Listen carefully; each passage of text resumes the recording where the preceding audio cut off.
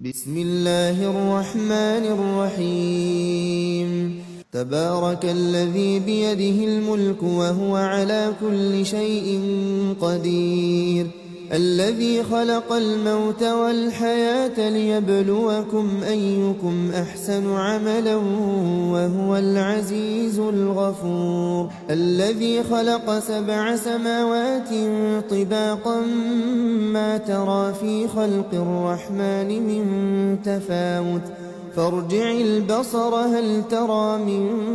فطور ثم ارجع البصر كرتين ينقلب إليك البصر خاسئا وهو حسير ولقد زينا السماء الدنيا بمصابيح وجعلناها رجوما للشياطين وأعتدنا لهم عذاب السعير وللذين كفروا بربهم عذاب جهنم وبئس المصير إذا ألقوا فيها سمعوا لها شهيقا وهي تفور تكاد تميز من الغيظ كلما ألقي فيها فوج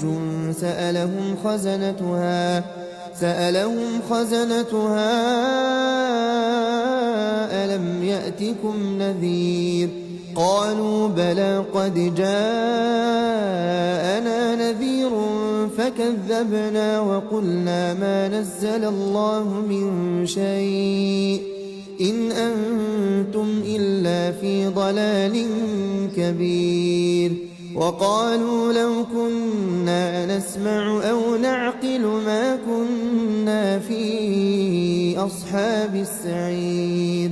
فاعترفوا بذنبهم فسحقا لأصحاب السعير إن الذين يخشون ربهم